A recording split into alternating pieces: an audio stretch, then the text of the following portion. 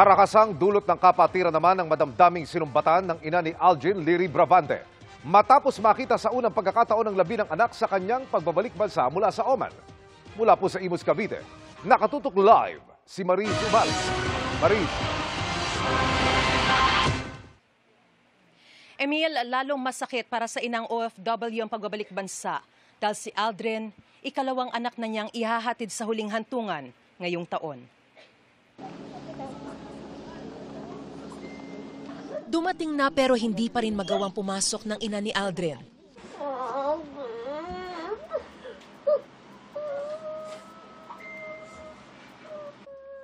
Halos paulit-ulit ang tanong na bakit, kahit batid niyang di na mariringgan kailanman ang sagot ang anak. At nang sa wakas na kaya na niyang silipin ang labi ni Aldrin, pigil na pigil pero damang-damang sakit at pait na kanyang nadarama. Mapait muli ang ikalawang uwi ni Cheryl mula Oman sa loob lang ng ilang buwan. Una nitong Agosto nang mamatay sa aksidente ang panganay na anak na lalaki. At ngayon, para naman kay Aldrin na nasawi dahil umano sa hazing. Hindi ko po na-imagine kasi na matatapos yung buhay niya na ganyan eh. Yung ganong way lang, mawawala yung buhay. Sayang, di ba? Kasi ang dami pong pangarap ng bata. Tapos ganung way lang mawawala. Na sana yung hazing, na hanggat maaari po sana. Hindi ko po kasi maintindihan kung bakit meron nun eh. Kaya po ako nagsasakripisyo kasi para mapag-aral po sila. Ngayon wala na raw ang makulit pero magalang na anak. Hindi na niya maririnig ang paglalambing at mga biro nito. Mamimiss niya ang araw-araw nitong pagtawag para ibsan ang lungkot niya sa ibang bansa. Para mabuo ang pangarap ni Aldrin na magpulis. Isang SEM na lang daw naman at magtatapos na ito. Ngayon, di na rin matutupad ni Cheryl ang hiling ng anak na makauwi siya para sa kanyang graduation. Salitang patawad, parang hindi ko pa po ayaw mag-ano sa isip ko eh. Tapos nung mga alaman ko pa po kung paano yung ginawa, kung paano yung pong hirap.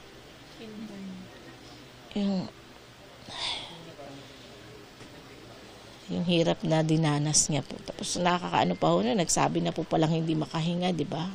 Torture po yung ginawa eh. Nung pinakita sa amin ng doktor eh, nangingitim na po yung mga tama niya sa katawan. Ang daming paso, ma'am. Sobra, grabe. Pati sa kamay may mga paso din yan. Tsaka meron pong nakita na may biyak po sa leeg. Kaya naisip ko parang hindi talaga bubuhayin yung anak eh. Gumuho pati pangarap ni Aldrin para sa kinakasama at 6 na taong gulang na anak. Parang hindi po siya din makapaniwala na patay na po yung papa niya.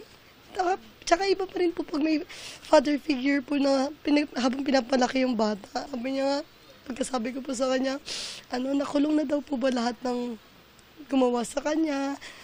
Opo, wala po akong in-expect. Siya na po yung nag-open up sa akin. Tapos sabi niya, will Papa get justice for this? Napakasakit nga. Hindi nga namin alam na ganyan ang mangyayari sa kanya.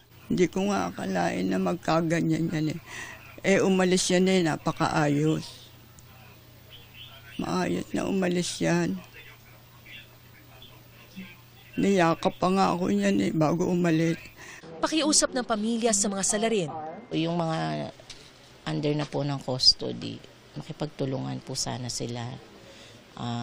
Tulungan po nila kami na sabihin po lahat yung totoo pong nangyari.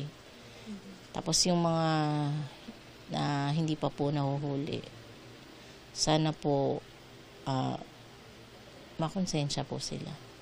Ngayong hapon, nagsagawa ng necrological services ang mga kaeskwela ni Aldrin sa Philippine College of Criminology.